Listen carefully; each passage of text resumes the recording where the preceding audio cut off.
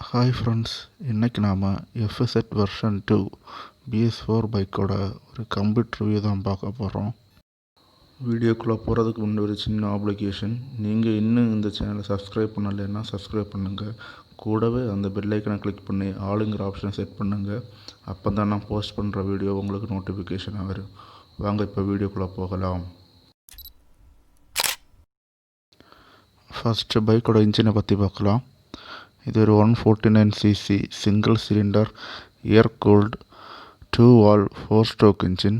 Produce பண்ணுற power பார்த்திங்கன்னா 13.2 at 8000 RPMலையும், dark வந்துட்டு 12.8 Nm at 6000 RPMலையும். கியர் பாக்ஸ் பார்த்திங்கன்னா ஒரு 5 ஸ்பீட் கியர் பாக்ஸோட வருது பைக்கு.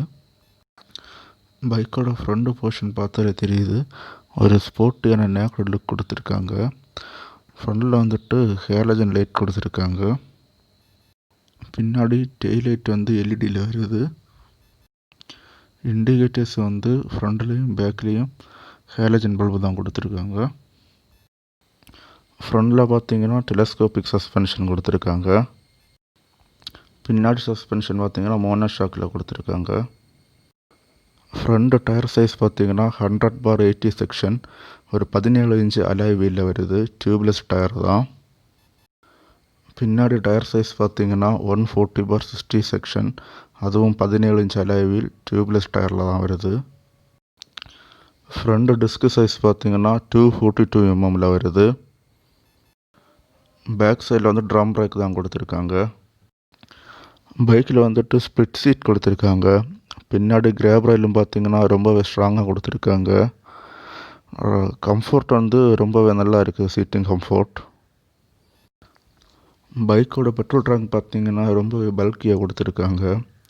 ஃபியூயல் கெப்பாசிட்டியை பொறுத்தவரை 12 லிட்டர்ஸ் கொடுத்துருக்காங்க. மைலேஜ் பார்த்தீங்கன்னா 53 58 கண்டிப்பாக கிடைக்கும். ஒன்ஸ் ஃபுல் டேங்க் போட்டிங்கன்னா ஒரு 600 to 650 கிலோமீட்டர் ட்ராவல் பண்ணலாம். பைக்கோட ஹேண்டில் பேரில் லெஃப்ட் சைடில் பார்த்தீங்கன்னா high beam, low beam, turn indicator, pass சுவிட்ச், அப்புறம் ஹார்ன் கொடுத்துருக்காங்க. ரைட் சைடில் பார்த்தீங்கன்னா இன்ஜின் ஆன் ஆஃப் சுவிட்ச், அதுக்கப்புறம் இக்னிஷன் ஸ்டார்ட் பட்டன் கொடுத்துருக்காங்க. ஹேண்டில் பார் வந்துட்டு ஒரு சிங்கிள் பீஸ் ஹேண்டில் பாரோட வருது. பைக்கில் பார்த்தீங்கன்னா ஒரு டிஜிட்டல் இன்ஸ்ட்ருமெண்ட் கன்சோல் கொடுத்துருக்காங்க. அதில் பார்த்தீங்கன்னா டேக்கோமீட்டர், ஓடோமீட்டர், அப்புறம் ஸ்பீடோமீட்டர் இருக்குது, அப்புறம் ஃபியூல் இண்டிகேட்டர் இருக்குது. சைடில் பார்த்தீங்கன்னா பேசிக்கான லைட் வார்னிங் கொடுத்துருக்காங்க. Like neutral, high beam, low beam, engine warning, turn indicator கொடுத்துருக்காங்க. அப்புறம் செலக்டிங் ஒரு பட்டன் இருக்குது, அதை ப்ரெஸ் பண்ணிங்கன்னா ட்ரிப் மீட்டர் இருக்குது. ஒரு ட்ரிப் மீட்டர் தான் கொடுத்துருக்காங்க. ரொம்பவே பேசிக்கான இன்ஸ்ட்ருமெண்ட் கன்சோல் தான். பைக்கோட கிரவுண்ட் கிளியரன்ஸ் 160 mm, அதுக்கப்புறம் சீட் ஹைட் வந்து 790 mm. பைக்கோட வெயிட் வந்துட்டு 132 kg தான். ஸோ எல்லாராலையும் ஈஸியாக ஹேண்டில் பண்ண முடியும், அதில் எந்த பிரச்சனையும் கிடையாது. பைக்கோட எக்ஸாஸ்ட் நோட் இப்போ பார்க்கலாம்.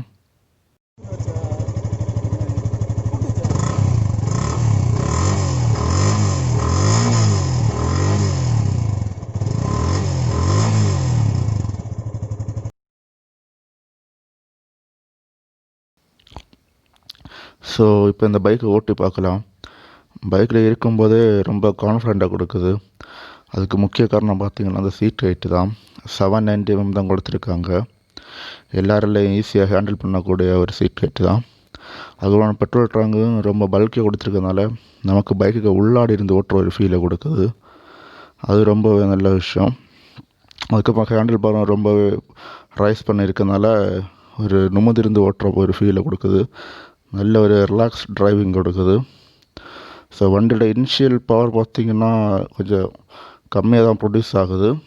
ஒரு 12.8 Nm டார்க்குங்கிறதுனால இனிஷியல் கொஞ்சம் மெதுவாக தான் ப்ரொடியூஸ் ஆகுது, ரொம்ப ஃபீல் பண்ண முடியாது. கூட ரோட் கான்ஃபிடென்ட் ரொம்பவே நல்லா இருக்குது. அதுக்கு முக்கிய காரணம் பைக்கில் கொடுத்துருக்க டயர் தான். ஃப்ரண்டில் ஒரு 100 செக்ஷனும், பின்னாடி ஒரு 140 செக்ஷனும், ஒரு பெரிய டயர் கொடுத்துருக்காங்க. ஃப்ரண்ட்லேயும் சரி பின்னாடியும் சரி இந்த 150cc செக்மெண்ட்டை பார்த்திங்கன்னா. ஸோ அது வந்து ரொம்பவே ஈஸியாக இருக்குது பைக்கை ஹேண்டில் பண்ணுறதுக்கு. கார்னரிங் ரொம்பவே நல்லா பண்ண முடியும். ஏன்னு பார்த்தீங்கன்னா, பைக்கில் வந்துட்டு ரேடியல் டயர் தான் கொடுத்துருக்காங்க. அது நல்ல க்ரிப்பை ப்ரொடியூஸ் பண்ணும். பைக்கு டயருக்கும் ரோடுக்கும் ஒரு ரேடியல் டயருங்கிறது ஒரு நல்ல க்ரிப்பு ப்ரொடியூஸ் பண்ணும். ஸோ கார்னரிங் பண்ணும்போதும் ரொம்பவே ஈஸியாக இருக்கும் பைக்கு. பைக்கில் வைப்ரேஷன் இருக்கான்னு கேட்டிங்கன்னா, எந்த ஒரு போர்ஷன்லேயும் வைப்ரேஷன் இதுவரை நான் ஃபீல் பண்ணலை. ஸோ 80 ரீச் ஆகும்போது ரொம்ப டைம் எடுத்து கொஞ்சம் ஸ்ட்ரெஸ் ஆகி தான் ரீச் ஆகுது 80-90 ஸ்பீடெல்லாம். ஆனால் எந்த வைப்ரேஷனும் ஃபீல் ஆகலை வண்டி. அது ரொம்ப ஸ்மூத்தாக இருக்குது. அது ரொம்ப நல்ல விஷயம். ஸோ இந்த பைக்கோட டாப் ஸ்பீடு பார்த்திங்கன்னா ஒரு 115 120 வரை போகலாம். அதுதான் ஒரு டாப் ஸ்பீடு இந்த பைக்கு போகக்கூடியது. 120 வரை போகும். அதுக்கப்புறம் இந்த வண்டியில் க்ரூசிங் ஸ்பீடு நம்ம பைபாஸ் ரோடு போகுது இல்லை ஹைவேயில் ஓட்டும்போது இந்த பைக்கு எவ்வளோ ஸ்பீடில் வந்துட்டு ரொம்ப தூரம் க்ரோஸ் பண்ணிட்டு போகலான்னு பார்த்தீங்கன்னா ஒரு 80 to 100 நல்ல ஒரு க்ரூசிங் ஸ்பீடாக இருக்கும். அதுவும் மெயினாக பைபாஸில் எல்லாமே அந்த இடத்துல எந்த ஒரு வைப்ரேஷன் இருக்காது. வண்டி ஸ்ட்ரெஸ் ஆகாமல் ஒரு 100 கிலோமீட்டர்ஸ் எல்லாம் கவர் பண்ணலாம் இந்த 80 to 90 ஸ்பீடில் எல்லாம் ஹைவேயில் ஓட்டும்போதும் சரி பைபாஸில் ஓட்டும்போதும் சரி. பைக்கில் வந்துட்டு இன்ஜின் ஹீட் வந்து அப்படி பெருசாக சொல்கிற அளவுக்கு எதுவுமே இல்லை. ஒரு நார்மல் ஒரு 150cc பைக்கில் எப்படி இருக்குமோ அப்படி தான் இருக்குது. ஏன்னா இந்த பைக்கில் கம்ப்ரஷன் ரேஷியோ ரொம்ப கம்மியானதுனால இன்ஜின் ஹீட் வந்து அவ்வளோவா ஃபீல் ஆகலை. ஒரு நார்மல் பைக்கோட ஃபீல் தான் இருக்குது. ஸோ இந்த பைக்கோட டேர்னிங் ரேடியஸ் எப்படி இருக்குன்னு பார்க்கலாம். ஒரு யூட்டர்ன் போட்டு பார்க்கலாம் டேர்னிங் ரேடியஸ் எந்த அளவுக்கு எஃபெக்டிவாக இருக்குது, ஈஸியாக இருக்கான்னு. ஸோ ஓகே, ரொம்ப ஈஸியாக தான் இருந்த டேர்னிங். யூட்டர்னெல்லாம் ரொம்ப ஈஸியாக எடுக்கலாம். ஸோ இது வந்து ஒரு 150cc ஒரு பெஸ்ட்டான ஒரு கம்யூட்டிங் பைக் தான். ஸோ டெய்லி யூஸுக்கெல்லாம் எப்போவுமே தாராளமாக யூஸ் பண்ணலாம், எந்த பிரச்சனையுமே கிடையாது. ஏன்னா வண்டி நல்ல மைலேஜ் கொடுக்கறதுனால டெய்லி யூஸுக்கெல்லாம் தாராளமாக யூஸ் பண்ணலாம். இந்த வண்டி இப்போ யாரெல்லாம் வாங்கலான்னு பார்த்தீங்கன்னா ஒரு 100cc பைக்கில் ஒன்றும் அவ்வளோ இன்ட்ரெஸ்ட் கிடையாது. ஒரு 150cc ரொம்ப நல்ல மைலேஜ் கொடுக்கணும், நல்ல லுக் வைஸ் ரொம்பவே நல்லா இருக்கணும் அப்படின்னு நினச்சிங்கன்னா கண்டிப்பாக இது ஒரு உங்களோட பெஸ்ட்டான சாய்ஸாக இருக்கும் இந்த பைக் வந்துட்டு. நீங்கள் ஒரு காலேஜ் ஸ்டூடெண்ட்டாக இருந்தாலும் சரி, இல்லைன்னா இப்போ தான் 18 வயசாச்சு புதுசாக ஒரு பைக் வாங்கணும் அப்படின்னு நினச்சிங்கனாலும் சரி, ஒரு ஃபேமிலி மேனாக இருந்தாலும் இந்த பைக் ஒரு நல்ல சாய்ஸ் தான். ஏன்னா நல்ல மைலேஜ் கொடுக்குது. முன்னாடி சீட் கம்ஃபர்ட்டும் பார்த்தீங்கன்னா பேக் சீட் வந்து ரைடரோட சேர்ந்து தான் இருக்குது. ஒரு செகண்ட் ஃப்ளோரில் உட்கார்ற மாதிரி எந்த ஒரு ஃபீலும் கிடையாது. ஒரு நல்ல ஃப்ளாட்டான சீட்டு தான். அதனால் தாராளமாக பேரண்ட்ஸோடைய இந்த பைக்கில் ட்ராவல் பண்ணலாம். ஒய்ஃபோடலாம் ட்ராவல் பண்ணுறதுக்கு ரொம்பவே ஏற்ற பைக்கு தான். இந்த பைக்கோட ஆன் ரோட் ப்ரைஸ் எவ்வளோன்னு பார்த்தீங்கன்னா 1,02,000 rupees. இது வந்து வெர்ஷன் 2. இப்போ நீங்கள் ஷோரூமில் போனீங்கன்னா இந்த பைக் கிடைக்காது உங்களுக்கு. இப்போ வந்து வெர்ஷன் 3 வந்திருக்கு. இந்த பைக் நீங்கள் வாங்கணுன்னா வெர்ஷன் 2 வாங்கணுன்னா நீங்கள் செகண்டில் தான் பார்க்கணும். ஸோ ஆன் ரோட் ப்ரைஸ் வந்து 1,02,000 ரூபாய். ஸோ செகண்டில் வாங்கும்போது உங்களால் எவ்வளோ கம்மி பண்ணி வாங்க முடியுமோ வாங்கிக்கோங்க. ஸோ ரொம்ப வேல்யூ ஃபார் மணி தான், எந்த பிரச்சனையுமே கிடையாது. ஒரு ஃபியூல் இன்ஜெக்ஷன் பைக் நல்ல மைலேஜ் கொடுக்கும். ஸோ இதுதான் ஃப்ரெண்ட்ஸ் FZ வெர்ஷன் 2 BS4 பைக்கோட ரிவ்யூ. முடிஞ்ச அளவு எல்லாத்தையும் கவர் பண்ணணும்னு நினைக்கிறேன். ஸோ இந்த வீடியோ உங்களுக்கு பிடிச்சிருந்தா மறக்காமல் லைக் பண்ணுங்கள். இந்த வீடியோ பற்றின உங்களோட கருத்துக்களை கமெண்ட் பண்ணுங்கள். அண்ட் மறக்காமல் இந்த யூடியூப் சேனலை சப்ஸ்கிரைப் பண்ணுங்கள். அப்போ தான் இது ஒரு பைக் ரிவ்யூஸ் நீங்கள் தொடர்ந்து பார்க்கலாம்.